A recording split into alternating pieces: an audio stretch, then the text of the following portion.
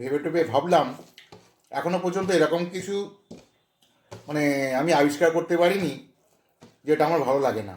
মানে খাওয়ার জিনিস যেটা মানুষ খায় সব কিছু আমার ভালো লাগে, সব কিছু।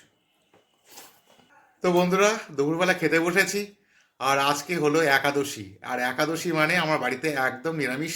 মা একাদশী করে, মানে মা একাদশী করে মানে ভাত টাত খায় না, ওই অনুকল্প করে। আর আমি ভাত খাই, ভাতের সাথে আর কি নিরামিষ তরকারি থাকে। তো আজকে লাঞ্চের মেনুটা একদম সাধারণ, একদম সাদামাটা, একদম নিরামিষ। তো একটু দেখাই তোমাদেরকে। আজকে দুপুরবেলার আমার মেনু হলো এই, দেখতেই পাচ্ছ। আর কি বলবো, তো প্রথমে খাবো এই পালং শাক। তবে এবছর একটা আক্ষেপ থেকে গেল, এখনো পর্যন্ত পালং পনির কোনো দিন খাইনি।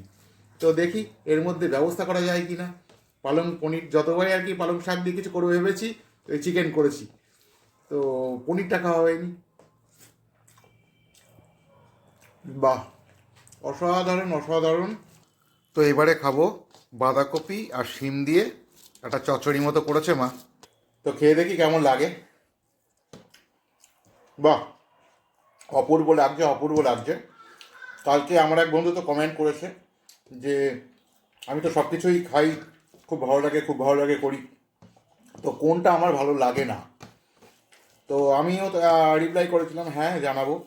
তারপরে সারা রাত ধরে ভেবেছি, ভেবে টেবে ভাবলাম এখনো পর্যন্ত এরকম কিছু মানে আমি আবিষ্কার করতে পারিনি যেটা আমার ভালো লাগে না।